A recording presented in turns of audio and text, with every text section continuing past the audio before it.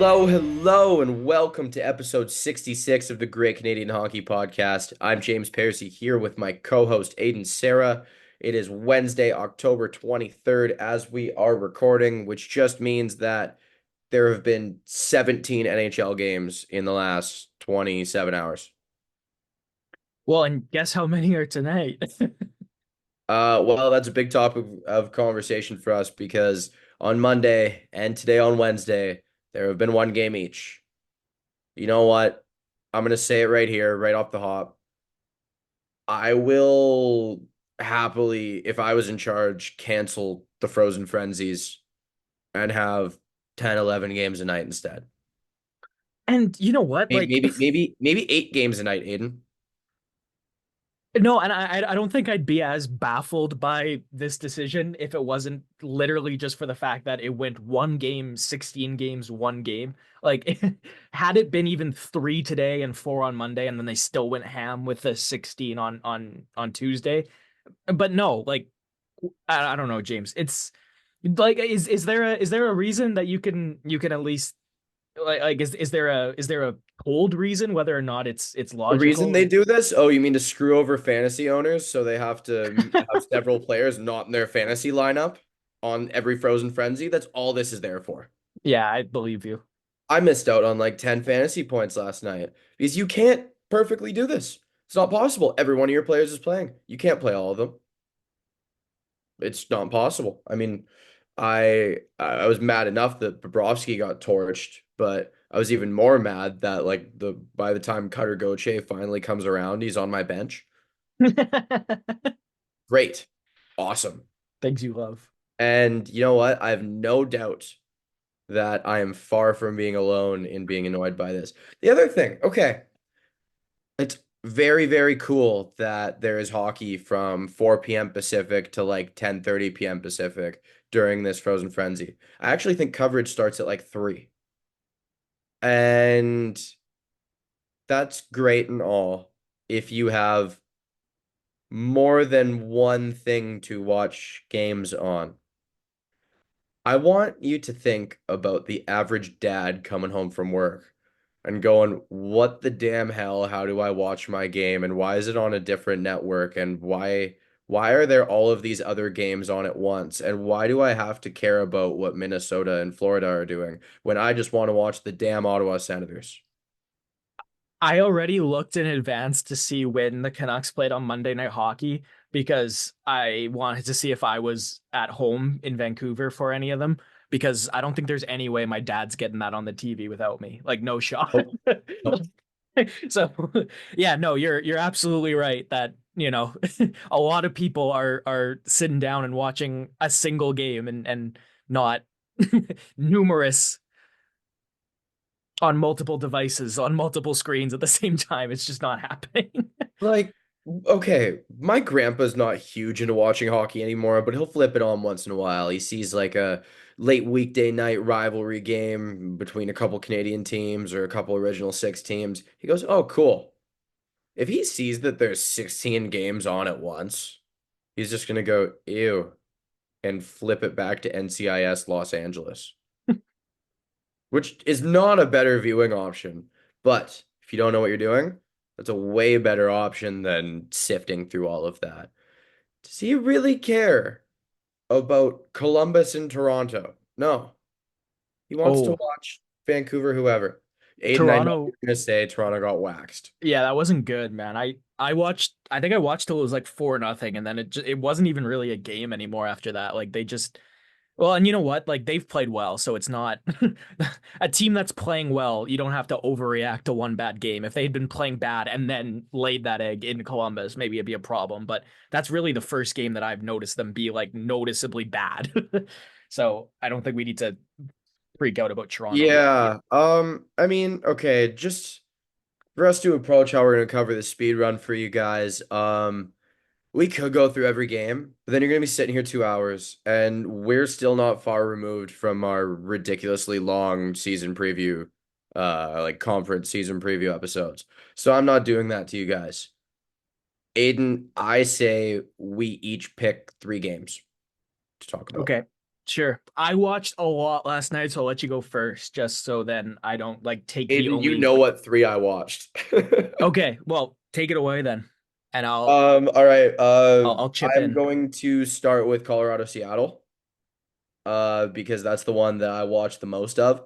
And I will say this is the best complete game I've seen the Colorado Avalanche play so far. I have had zero panic other than Georgiev's form because the Avs are missing three of their, I guess four of their top nine wingers. So, and their second best defenseman. So, like, I don't know. I'm not really that worried. But the compete level out of depth guys was phenomenal. Like, I saw great games out of Miles Wood. Like, I saw a great game out of Sam Girard. I Sam saw, Malinsky. yeah, Malinsky looked great. Josh Ivan Hamilton. looked awesome last night, dude. Yeah. Like he was buzzing all over the place. Yeah. And Onunen Kiviranta, looked good. I liked the play of Onunen. Um, Kiviranta, I thought was buzzing. yeah. Dude, if you Um, stop this season right now, I think you're giving Kale McCarr the Hart Trophy. And I know it's like a week, but still, like it's worth mentioning that he's been just otherworldly this year so far. Yeah, you could look at the stat sheet and go, "Oh, okay, he's playing the best." But if you actually watch the games, you go, "Oh, wow, he's the best." No, you watch, if you turn on a Colorado game for 5 minutes, there's probably an 80% chance he's going to do something nuts because I've Mhm. had that experience at least 3 times this year already to date. My favorite is when there's a failed zone entry or a power play that they didn't do well on. So McCarr and McKinnon give up on passing to anyone else until they've completed about 15 passes to each other. And they do this thing where they're like skating completely across the offensive zone and drop passing to each other. And it's like, wait, people can do this? Like what how are they and what are they doing? Ross Colton looks great. This is a fill-in thing. If you are in fantasy hockey looking to trade for Ross Colton, buyer beware. This won't last. He's a solid third liner. Maybe could play on the second line, but Lekkonen's going to be back. Nichushkin's going to be back. Drouin's going to be back. Ross Colton's not staying on that first power play unit. I tell you what, that's not happening. But yeah, very complete game. I liked what I saw from one specific thing in Seattle. Aiden and I have been very critical about the composition of their roster. But I watched one of their power plays. While they didn't score, man, that was cool. This is the most Hmm, confident I've seen Matty Beniers with the puck on his stick. I Uh, like that. uh goes to fake a reception and deke on a taking a pass, but he actually slap passes it cross ice to Eberle through three people on a seam. And while that may have been viewed as risky, he faked every single person out because I don't think anyone expected him to pass through three guys. I love the look of Montour. McCann looked great. But yeah, McCann McCann was the guy I noticed. Again, I maybe watched 15 minutes of that game in total, but McCann was buzzing too. yeah, I mean, I like that Beniers is getting touches because he's a guy I've been fairly concerned about. So, if that power play can cook a little bit, that'd be pretty cool. They were missing Vince Dunn, unfortunately. He is now on LTIR as of today with what's been described as a mid-body injury. I don't know what that means. Maybe something core muscle, oblique. I'm not sure. Maybe hips. But yeah, fun game to watch nonetheless. Aiden, you want to take one next? Sure, I'll do Edmonton, Carolina because I yelled about this for an Oilers Digest video earlier today for a while because boy oh boy James did the Edmonton Oilers just let a point get away here. Like they dominated this game for a good 40 minutes. Frederick Anderson, by the way, stood on his head completely. I was so impressed with how he played.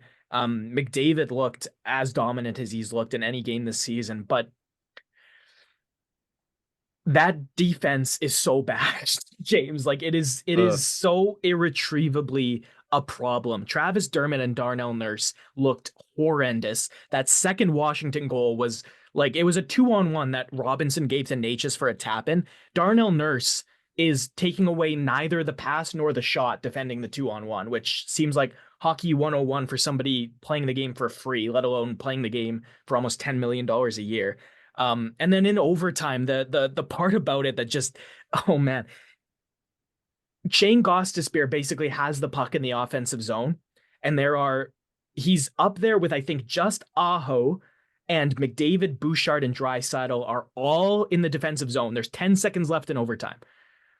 So Gostisbehere flips the puck into the middle of the ice, and McDavid and Bouchard just start skating down the ice trying to get a breakaway pass from Uh, nobody because Natchez is right there. Like it's not like a 50-50 battle. Like Carolina had the puck and Bouchard and McDavid just took off to try and score a goal when nobody had the puck and Carolina ended the game on the 2-on-1. And again, it's one thing for one of your forwards to jump the gun to try and get a breakaway, but this was one of the rougher Evan Bouchard games I can remember. And he was fine until it was a big mistake, and it was solid in between the mistakes, but completely missed coverage in overtime. And there was some other times where he's just misreading plays defensively, and you watch him and you know watching him right now, I've made this comparison before. It's a lot like watching how important Chris Tanev was to rookie Quinn Hughes. Like, if not for Ekholm, that would be a problem, and that's supposed to be the pair that isn't a problem, right? But Carolina, credit to them, Martin Necas had an amazing game. He was all over the place. He was confident with the puck. Um, he earned that win for them. He was their best player by far. And Anderson, sorry, Frederik Anderson was awesome too. it is by all accounts a Natchez year because he's really good every 2 or 3 years. Yeah, I know. Which is And then, frustrating as like a yeah, fan of his to be like, "Oh, let's go," and then he just falls off a cliff. yeah. All right. I will take it to Vegas because when the Golden Knights won a very decisive victory yesterday against the LA Kings, like 6-1, not close. This is a stomping. I could talk a lot about what Kings players didn't look good. There were quite a few. Clark and Edmondson together were quite bad at the They position they tried to they play. got caught flat-footed a lot, Yeah. and they couldn't really seem to defend off the rush or against the cycle. And I don't know, like positioning was just frightful. But instead, I'm going to talk about Vegas because, like I could I could talk about defensive zone structure all day, and I don't think any of you guys listening are going to care about that. It's not exciting. It is what it is. But I think during our season preview, Aiden and I were both a little bit critical about what wingers were in this Golden Knights lineup past the top line. Just to be clear, last night they iced Brett Howden, Pavel Dorofeyev, Brendan Brisson, Alexander Holtz, Tanner Pearson, and Keegan Kolesar. Love Keegan Kolesar on the fourth line. Those other wingers are all very hit and miss. Lots of super talented guys there, but not really the Golden Knights depth and NHL experience and accountability and reliability they had before. But dude, they looked sick. I couldn't complain about one of them. Aiden, even Tanner Pearson looked awesome. Again, from what Awesome. I saw, it was just the Thomas Hurdle show. Okay, okay. Well, I have to get to that because I'm a very proud Thomas Hurdle fantasy owner. And I've watched this guy play a lot. Like, I remember on his first NHL goal where he did the through the legs shot and then Thornton's interview on paper after. I remember all of this well. I've followed his career for a long time. This is the best game I've ever seen him play. Are Ever. we including the 4 goals he retired Martin Biron on in his Yep. rookie year? Yeah, Yep. I respect that. Because so this Golden Knights power play features Eichel, Stone, Hannafin, Hurdle, and Dorofeyev right now. Hurdle was all over the ice in the best way possible. Now, usually when you see a guy like him on a team like that with their special teams clicking, it's like, okay, he probably just ran the numbers up on the power play. Aiden, I could argue that he almost did more damage at even strength.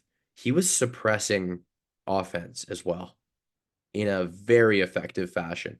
I mean, when your line mates are Brett Howden and Pavel Dorofeyev, I'm not really sure what you're going to expect. I like both of those players, but I don't really think those are top six wingers. Maybe one of them could pass at the time, but usually you have another guy filling in, right? No, Aiden Hurdle has them playing incredible. Like they play with pace.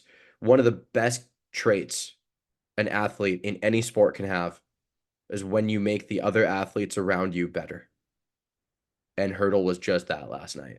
So I'm excited to continue watching because I had a lot of faith in him going into the season. And there's always a player or two on the Knights that I'm really interested in. Like when they got Eichel, I was invested because of the injury history. When they got Stone, I was invested because I watched him be such a develop into such a monster in Ottawa. Like when they got Petro, I loved it because I had watched Petro's cup run and all of the Blues battles forever.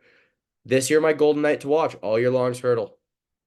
He's been on a Sharks team that, disappointed a lot throughout his career. I'm excited to see what he continues to offer, and last night was just a display of what it can be. What do you got next? Well, I'm gonna go to Rangers Montreal. Nice. Quickly though, Jacob Trouba.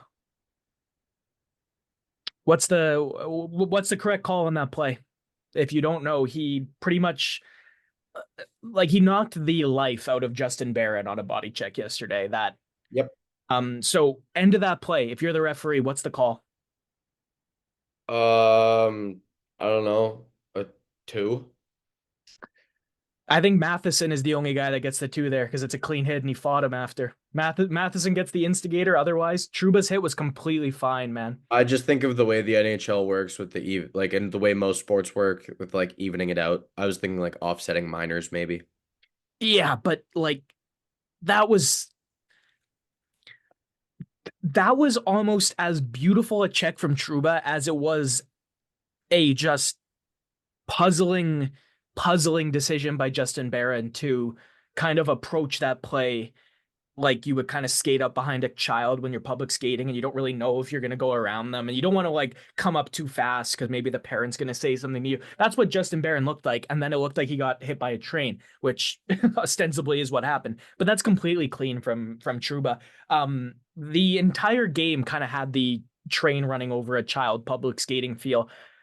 Because listen, I'm super high. I've been and will continue to be super high on this young core of Montreal because I think that moving forward, they are going to be very, very good for a while.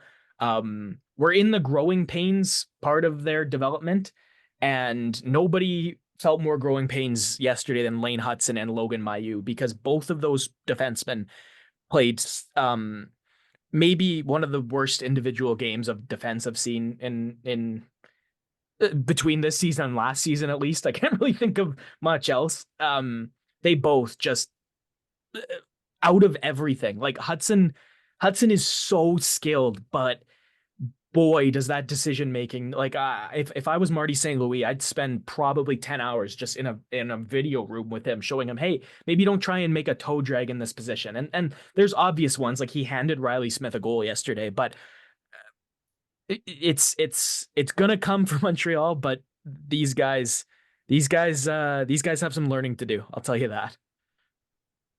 You know what? Nick Suzuki was an animal all night. There's my positivity about Montreal. I Suzuki was like a it. dog. Yeah. I Otherwise, like the adding Rangers that in. stepped on him. Yeah. And you know what? That's something we expected from Montreal. There's going to be growing pains as more guys come into this lineup, as they make changes, as guys develop. There's a lot of really inexperienced guys on that roster, and this is gonna happen. You're gonna get blown out, and you're gonna look terrible some nights. Being bad is how you learn. Sometimes being sick is how you learn too, but usually that's like a young guy breaking in on a veteran contender. Yeah. Like it's not It's it's not when it's you have like 15 guys under the age of 26 on your team. yeah. Okay. What's your next one?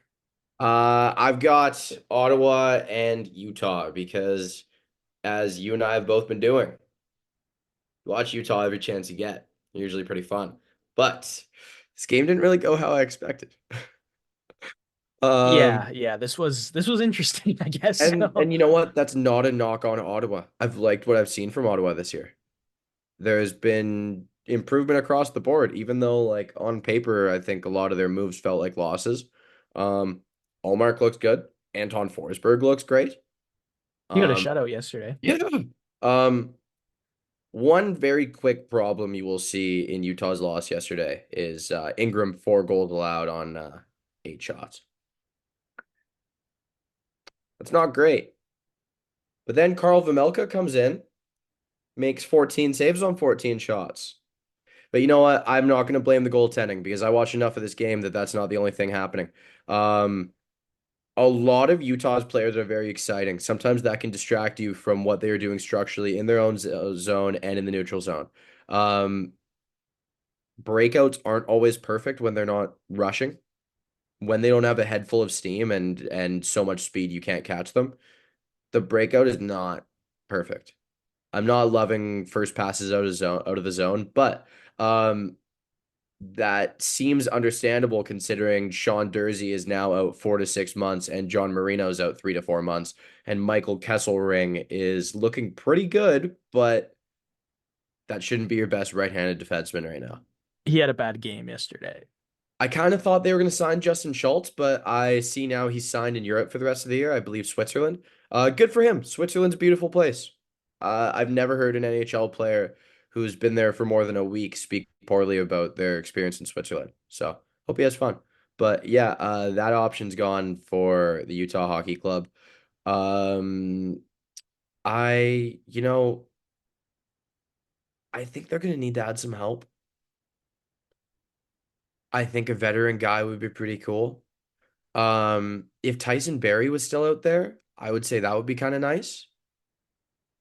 Or a Kevin Shattenkirk. I'm not talking about a guy to completely shut down the opposition. I'm talking about a veteran guy with leadership skills to hop in with this young team who has some offensive ability and can help with a breakout. That's all I'm really asking for. I think that's something they could find. One thing I will say, I really, really, really like how it looks in the Delta Center during broadcasts. There are certain barns in the NHL where it's like the lighting bothers me. This is, I think, the second home game of theirs that I've watched, and I really like it. Like, I hate watching Sharks games, Sharks home games. The lighting in there is just so weird. It's too white and fake looking. Something's just clearly wrong there. So even if Utah's playing bad, at least the broadcast is aesthetically pleasing. Um, Another highlight for me from that game, Claude Giroux looked so good. He looks so good. Is this guy just continuing to not get any worse at all? The Like it's smartest players can play for the 36 now. longest Yeah. because you adjust your game. Like I think when Sidney Crosby can't play center anymore, I think he's gonna tuck 40 goals on the wing because like no, for real. Because when you're that smart of a hockey player, you don't try and do things you know you can't do anymore. You just adapt. And Claude Giroux, the reason that he hasn't looked like he's slowing down is because he doesn't let the age factor show, right? Like he's so smart. And he's not the total complete centerman that he was, but that's kind of what I'm talking about when I made the reference to Crosby. Like as your career goes on, you become a different player, and Giroux is just as effective now as he was. And yeah, he was awesome. I thought Nick Jensen was really good. He got 2 assists, mind you, I but felt like but they lost that trade. On paper, that trade looked terrible, but structurally, it works a lot better for their team. yeah, it does. No, and like Shabbat and Sanderson were the correct choices if they were going to choose two of those three guys. And yeah, like I agree with you that the trade looked bad on paper. I know I like Jensen, so I was kind of like trying to defend it. I remember, Yeah. but at the end of the day, there's trades where you're trying to win in value, and there's trades where you just know your team needs this, and that trade was part of the latter, and I think it's coming out strong so far. Aiden, you have one more game, I believe. Yeah, I want to talk Winnipeg because Cole Perfetti, man, like Hmm. there are times that a guy signs a contract and it annoys the hell out of me every time. Like it's one of my biggest hockey pet peeves when a player, especially on the team I like, Pedersen, signs a contract and then proceeds to do absolutely nothing after they've signed the contract. It happens a lot. It's a sign to me that a player's heart is not in the game; it's in the paycheck. but Cole Perfetti has been unbelievably good since he signed his contract extension. It's almost like the faith that the Jets put in him by extending him was just a fire underneath him because he looks confident, he's buzzing around all over the place, but puck on his stick, he looks dangerous every time. And not just that he's gonna, take it and score, but I haven't seen him make a bad decision in at least a few times I've watched Winnipeg play. And like Shifley, I didn't Shifley and Morrissey, I thought again, watch maybe half of that game, just it was on one of the screens. I didn't notice Shifley and Morrissey very much, but I think that's when you need guys, and Perfetti and Pionk played really well yesterday. And I think that's what you need when some guys take a night off. That's what depth's for. And the Jets are undefeated right now. And I think that you got to give a lot of credit to the fact that, like a game like yesterday against St. Louis, their best players were Perfetti, Pionk, and then after that, it was probably their depth defensemen. But they Mason got it Appleton was done. pretty good from what I heard.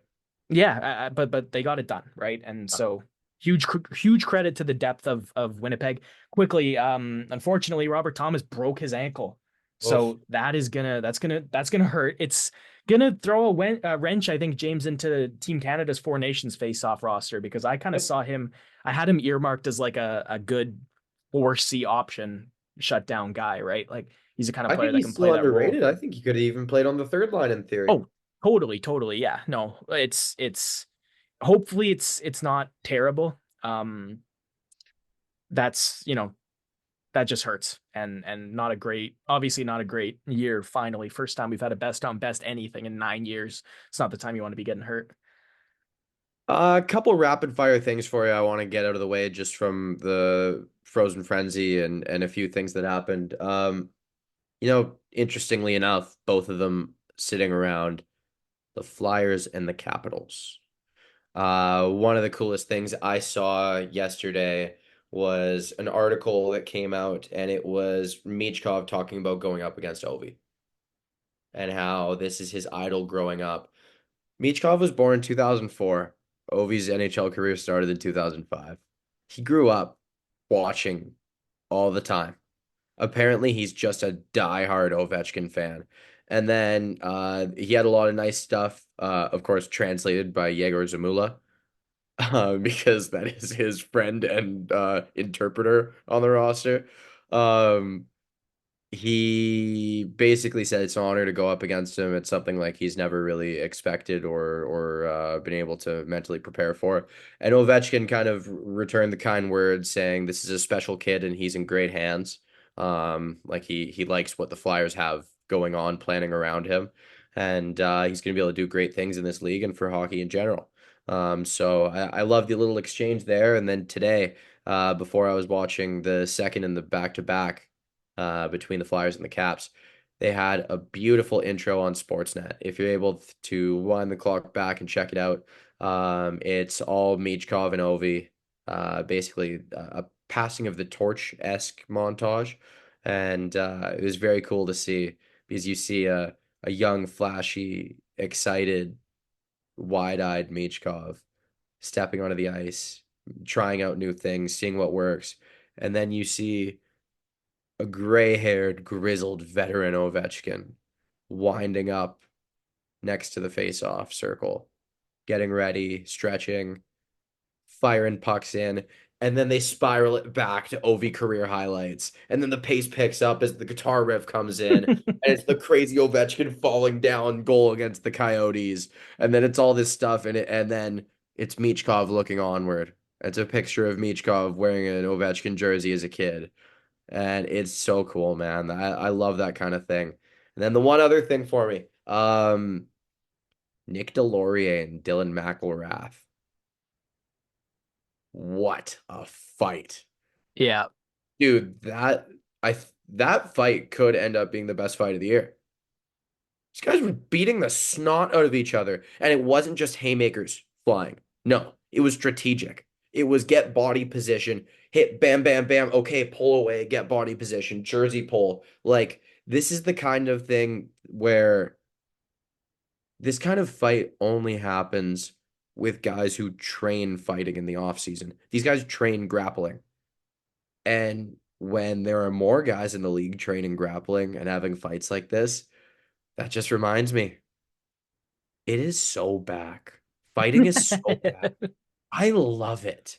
Like, I remember feeling it last year with all the Rempe stuff and with McDermott and Reeves, everybody. Like it, the Olivier in Columbus. He is a big fella and he is mean. He might even be the best fighter in the league. He is like, wow. But dude, like it's so exciting when you see the start of the second or third after a really chippy, angry end to the first or second. Both coaches start their enforcer. Screw it. Boys want to go, let's let them go. That's so hockey. It is so damn hockey. More of that, please. Sign me up all year long. Aiden, where do you want to go next? Well, they're playing right now. Washington's winning 4-2. Choto, Connor McMichael with a pair, and Logan Thompson has been sick in this game. He gets the second half of a back-to-back. I do think, man, Thompson has the ability with Lindgren to make kind of a cool, nice little 1A, 1B. Kind of like he did with Hill in Vegas. It's just, can Hmm. Lindgren be that 1A? I thought Zamula looked good yesterday. You were talking about the Russians, and I kept seeing him You like, look good today too. yeah, no, listen, man, in his own zone, he's so steady. Like I think they got a good one. It's just, can he develop the puck skills? Maybe. We'll He was see. on the second power play unit today. I saw that. I saw that, which kind of seems a little bit like square peg round hole when It you didn't have, go well. It yeah, went no. really bad. Yeah, yeah. He Well, and fumbled it, it's, almost caused an odd man rush. and you look at that roster, Jamie Drysdale, Cam York, Rasmus Ristolainen, and arguably Travis Sanheim are all better suited for quarterbacking a power play than Zamula is. Um, yeah, Vince Dunn is the other one we wanted to touch on, Oh, I right? talked Vince Dunn already. We talked about the injury. Okay, so then it's Callum Ritchie, James, and the Colorado Oh, Avalanche have parted ways for the rest of the season, which we talked about was, again, I said that I kind of hoped they would do it with his kid because I didn't see a path to consistent minutes for him in Colorado. But man, that cameo must there must be some hope there that he's going to be a very effective middle six forward next year. Aiden, down a goal, they're throwing him out with the top line as an extra attacker. I know that they were extremely limited due to injuries, and I think that's why he got the tryout, because with that tryout, he was going to get playing time. I don't think it mattered how well he played in that tryout. Unless he was a point per game, I don't think he was sticking with the team. I think this was, hey, look, we got a lot of guys out. Come show us what you got. This is probably one of the more opportunistic moments you can have with us, and there's no pressure. Do it. All you can do is the best you can do here. Like I know the Bednar blender and how he works. He wants to see how Callum Ritchie plays with other players they have. He wants to see if this is a guy who can play with a Ross Colton, with a Casey Middlestat, like with a Miles Wood, because with a healthy Avs roster next year, if that's something they have, Callum Ritchie won't be on the first or second line. Well, it won't be on the first line. He could crack the second line. It's possible. But the other thing that this tells me, and before I forget to get to it, I hope he has a great OHL season, and I hope he has an awesome time at the World Juniors this year. Awesome time. Callum Ritchie is a lot better of a player than he was given credit for at his draft. And I am super impressed with everything I've seen. I hope he does great. But what this does tell me about the Avalanche is that um, we're not far away from these players coming back at all. So, Aiden, you have anything to say about Callum Ritchie before we move on? No, we'll talk World Junior projected roster. I think you got to staple him, hopefully staple him to that leadership group. We saw Poitras get an A last year, kind of on the virtue of the NHL experience too.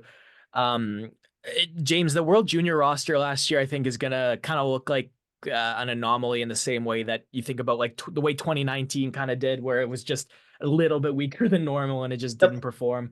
Um, because this year I think it's going to be good, and I think next year it's going to be even better. Like we're gonna have an exciting couple of years here, and you got a guy on that team that's going to make a huge contribution too. So we'll Aiden, be is talking. Market Seneca supposed to be healthy by the tournament?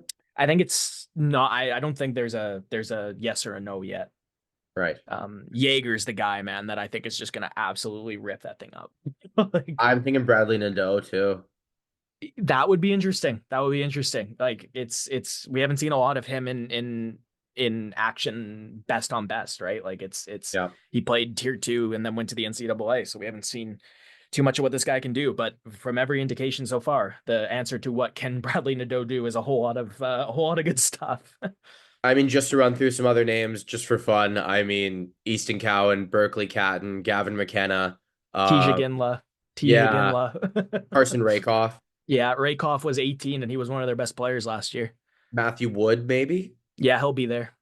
But the cool thing and the reason I asked about Beckett Seneca is him and Cal Ritchie play together, Yeah. line mates, and they have some sick chemistry. Well, and Uh, the tournament's in Ottawa. It's right there, right? That's another, oh, that's so cool. yeah, that's another feather in the cap for Richie's. Close I've to, been to Ottawa. That's a sneaky fun city for like daytime stuff. Daytime stuff. okay. Nightlife, no. I'm talking like daytime, like bar hopping. They have a lot of cool patio bars, and they have a lot of very interesting restaurants, breweries, stuff like that. And I really like how parts of downtown look. There's like a handful of strips that are pretty cool, and I think with World Juniors that would be very fun. So if anyone has the opportunity to go, and you don't like nightlife because there's none of that there, um, try it out. I feel like it would be fun. Um, Other things we had on our docket here, Jake Neighbors extends with the St. Louis Blues, 2 years at 3.75 million per. Aiden, this is what the kids back in the day called a bridge deal. This is a dinosaur. These things don't exist anymore. It's 8x8s handed out to everyone. 8x7s. Oh wow, you get 6 million a year for 8 years. No, Jake Neighbors went. I don't want that. He was probably offered 8 years at 5.5. No, he doesn't want that at all. He wants 2 years and then 7 mil if he keeps progressing. he can score. He can score. There are other things that aren't there yet, Yep. but he can Fact. score. I also really like his playmaking ability. I think it's underrated. Like, you know what? Fantasy owners in the season after next, draft Jake Neighbors. He will be an RFA with ARB rights, and he will probably score 35 goals. Just got a Matvey Michkov power play goal. Phillies dragged this thing back to 4-3, man. It was 4 buzz, and it's Second 4-3. Peachtrov point of the game. I know it's his third of the year. Yeah, it is his third. It's his second point of the game. 3 goals and Nice. 7 points so far. I love it. I Me too. absolutely love it. Okay. And I think that's all we have for the NHL today, unless there's something you had. No, I don't think so. I mean, I'm watching Michkov just be awesome and makes me want to talk about him more. Like this kid is just this kid is very good. And you know what? Like I I know why there's the eyebrows raised about him when he came. Like, no, I think Nail Yakupov kind of like and Nail Yakupov is to Russian wingers what I think like the Vancouver Cup riots are to Canucks fans, where it's like Oh, it's the black mark that will never be moved on from in the eyes of everybody else, you know? Like everybody sees a flashy, hyped Russian winger and thinks Nail Yakupov. Matvey Michkov to me is like this guy's a lot more Nikita Kucherov than Nail Yakupov so far, right? Like he looks like a rock star, and I'm but excited. for every Nail Yakupov, there is a Kirill Kaprizov. And for every KHL player that comes over that there's high expectations for and they flop, like a Sergei Plotnikov, perhaps? A Vadim Shipachev, perhaps? Dude, I we could do a There, whole then there's episode. a then there's a Panarin. We could do a whole episode on that, and we could arguably I could probably talk for a while about how Vadim Shipachyov was the first player that the Vegas Golden Knights did really dirty, and it's kind of forgotten about because of like everything else they've done since. Yep. But Vadim Shipachyov is gonna go down as one of the most talented NHL players to ever only play 3 games in the league. Yep. Um, and it was largely because that Vegas Golden Knights management core didn't really treat him very well. I mean, I have no idea what happened behind closed doors. On paper and from things I've read, it's not pretty. No. But I mean, by not pretty, I don't mean anything scandalous. Just, like promises were made and not kept, basically. Where have Eh, we heard that before? With the we, Vegas Golden Knights. yeah, I mean, we're Pattern of going to talk behavior. about Michkov all year long, and I'm going to enjoy every single one of those conversations. But as the world of junior hockey shifts, and it just keeps on shifting, we keep getting little tidbits of how it might shape up. Aiden, you had a little anecdote from Jeff Merrick on Twitter. What do Yeah, you got? Merrick Merrick tweeted this like I think it was like 4:45 local yesterday. So it definitely was going to get lost in the in the frozen frenzy shuffle. Mm, But he reported that sometime before this season, two of the more prestigious, successful, two of the stronger USHL organizations, the Youngstown Phantoms and the Muskegon Lumberjacks, both quote formally approached the OHL about joining the league. Merrick said there's no word about where it stands or how it would or could happen, but there were conversations. And obviously, yeah, like you said, nobody knows exactly how junior hockey NCAA landscape is going to end up. But expect more stories like this to pop up, right? Like we just saw a kid by the name of Gavin Garland win Rookie of the Week in the WHL for the Tri City Americans.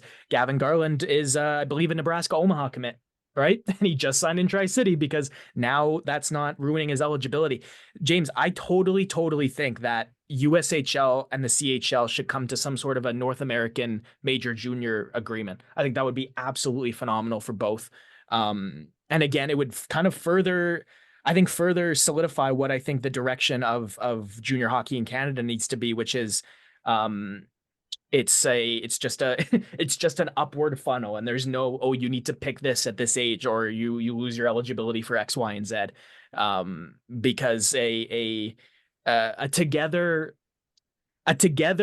agreement between those two leagues would mean North America would have, you know, a pretty clear path to wherever you want to go. And it's not the gray area of, okay, well, if you go in the CHL and you don't get drafted, you have these options. You can only go to these schools, but not these ones, right? Um, and I've talked a lot about how Hockey Canada is trying to set up, uh, make the junior A leagues feed up into the CHL, which I think if the CHL, which is every indication so far that it will, the CHL is able to send players directly to NCAA now, I think that's fantastic. And again, this is just more good news that these two leagues are talking because um, I totally think that the USHL winner should be in the Memorial Cup too. I think that would be really cool. that'd be Um, very cool. yeah.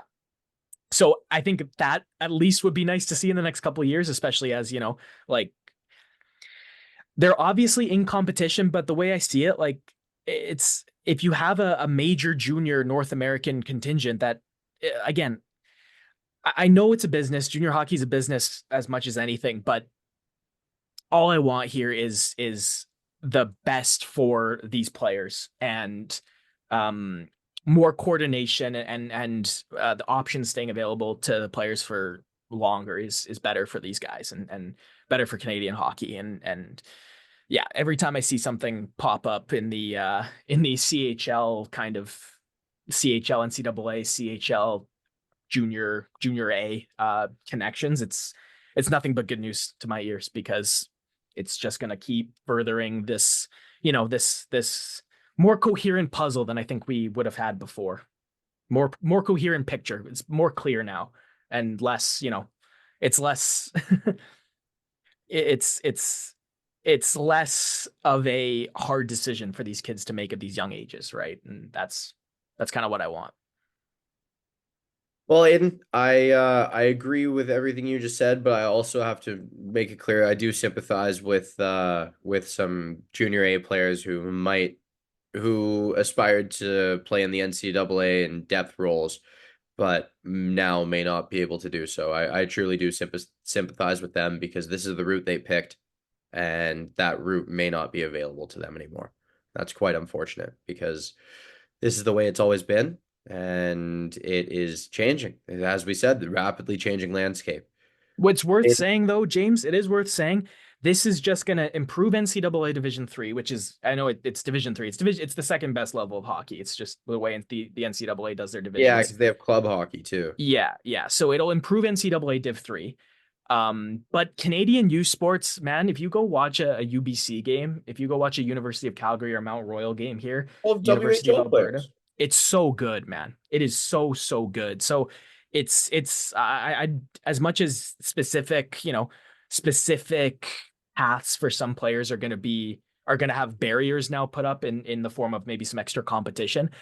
I totally think that you're going to have guys that find some pretty sweet homes in the NCAA Div 3 or U Sports that that are more than viable options to keep that career going. Well, Aiden, I'll bookend that conversation and tell you it ain't the Great Canadian Hockey Podcast without a couple great games to play. And I have some trivia for you. Okay. We're bringing it back to our roots and we're going career trajectories. I have a player who played from the 2007-2008 season until the 2015-2016 season. NHL teams go as follows in order: Toronto Maple Leafs, Carolina Hurricanes, Winnipeg Jets, New Jersey Devils. All right. Give me a sec to think here. Yep.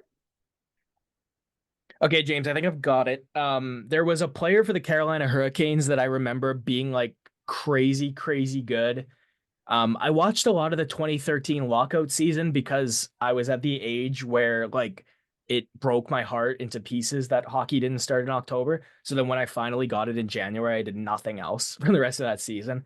Um, and I remember this random dude for Carolina being sick. It was his I don't actually know how to pronounce this guy's name. I know it was like Yuri Talusti or something. Yuri Um, Talusti, you yeah, got it. he was so good that year.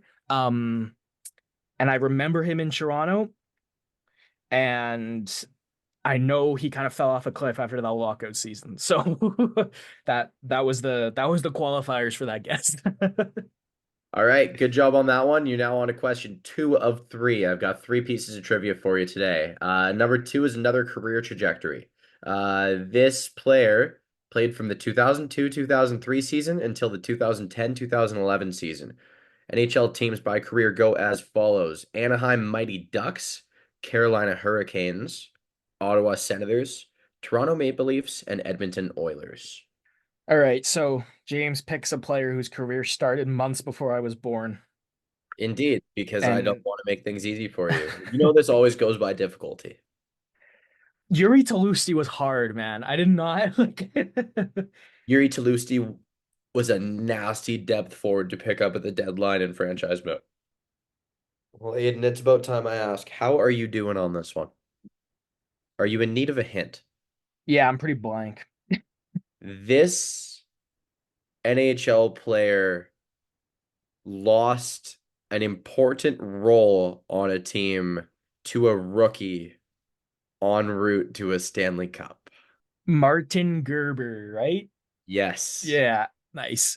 I hesitated to use that hint. The only other one that popped in my head was the same name.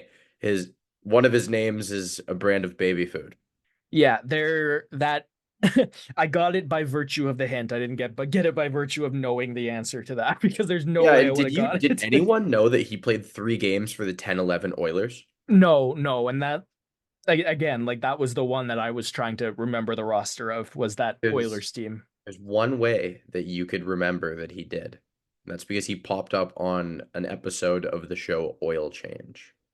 It was an NHL Network show following around those Oilers. It was pretty dope, if I do say so myself. All right. Uh, question number 3. Very unorthodox. There's a show in Canada and a show in the United States, a game show called The Amazing Race. There have been 2 NHL players to play on The Amazing Race. Can you name one of them? Bonus if you can name both. No way. If you give me their career trajectory, I can maybe get it by virtue of the career trajectory. But I have no idea. Like, Well, that surprises me because one of them is a former Canuck, and he was on it in 2024 this year. oh, interesting. Cool. I didn't know that. Are you taking the L on this one? No, yeah, dude, there's no shot. Like, So that one is Brad May. He competed on this season with his daughter Sam, and then Bates and his brother Anthony Battaglia uh, played and won in it years and years ago. Like it was quite a while ago, I believe. Um, Interestingly enough, there was also someone named Ty Smith who competed in it, but this is not NHL player Ty Smith, unfortunately. I find it very interesting when former athletes go and do stuff like this. I think whatever that figure skating one, where they like do the dancing figure skating one, I think that's a thing NHL players have been on, and I think an NHL player may have been on Dancing with the Stars. Maybe, I'm not sure. But I like watching NHL players get out of their shell and not be this stoic figure and go do something interesting like that. But yeah, I have nothing else major to add. What I do want to say is, gentlemen and ladies, if you're listening, um it's very early in the NHL season. If you play fantasy hockey and your team is an absolute dumpster fire, you're ninth in a 10-man league, you're 13th in a 15-man league, you're fourth in a 4-man league. It's not jump to conclusions. Most of your players haven't played more than 6 games yet, if any. It's not time to panic. maybe you can answer this for me, James. Do you think more fantasy leagues are done like weekly head-to-head matchups or season standings? I Because what, think most hockey ones are season standings. I think in football, head to head is by most accounts the way to go. Basketball is a little 50-50. I think baseball is usually head to head as well. yeah, because I guess this does apply if you're talking season standings, but I know some people play week to week, which wouldn't really wouldn't really have this apply because if there are guys that aren't performing week to week, you can just not. Totally, Um, totally. but yeah, season standings, totally. Yeah, like it's not time to panic. You may be getting trade offers from those sharks swimming around you in the water. Don't bite just yet. Don't jump in there. It's not worth it. Don't trade your slumping Ryan Nugent Hopkins because I know I won't. It's not worth it yet, man or lady. I will say though, this has been a very, very interesting start to the season in terms of fantasy hockey. You're seeing a lot of guys trend upward, whether it's a Ross Colton, whether it's a Paul Cotter, Morgan whether it's a Frost has Connor been pretty McMichael. cool. Yeah, Morgan Frost is pretty cool. Plays a lot of minutes. Very interesting player. And the reason this is such an interesting season with fantasy is there's been a lot of changing of the guard. There are a lot of guys who have retired over the last several years. There are a lot of guys who have been on the cusp of developing over the last several years and are now better. There are more windows of opportunity. So this is the kind of season where it might not necessarily be the person who drafted best winning. Might be the person who had a few lucky shots in the dark, who picked up that free agent that got super hot. But I think that's it for today for me. Aiden, you got anything to add? Did you watch a movie? Oh, good question. Um, I watched a very odd movie. This is going back about 2 weeks ago. I didn't include it in the last pod, I don't think. Um, Very, very odd. You ever heard of Colossal? Nope. Well, it is one of the most odd movies I've seen in my life. When you think Jason Sudeikis, you think funny, right? Yeah. Like really funny. Like he's a great comedy actor. He's Ted Lasso. He's Where the Millers. He's all kinds of other things. Great Horrible Bosses. Horrible Bosses horrible is bosses. underrated. Yeah. Yeah. So he is the male lead in this movie. He's a secondary, probably the second biggest character. Anne Hathaway plays the lead. It's by genre, it's classified as a sci-fi comedy. which is very strange. It's directed and written by a guy named Nacho Vigalondo. And aside from him having maybe one of the most odd names I've ever heard, I think he must have picked that name. Like, there's no way that's actually his name. I Ye- apologize if it is, but little odd. Um, his directing and writing career has some strange things in there, things that I never otherwise would have found if I didn't look him up. The plot of this movie, and I believe it's an original plot, original screenplay.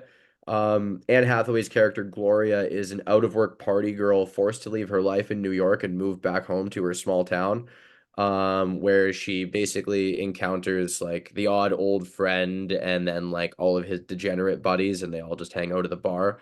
And she doesn't really improve at all. Then reports surface and start going viral that there's a giant creature destroying Seoul, South Korea. It's being caught on video, almost Godzilla-esque, but it's just such an odd, large, cartoonish creature. Anne Hathaway's character eventually comes to realize that she's somehow connected to this large creature and is somewhat at fault for it.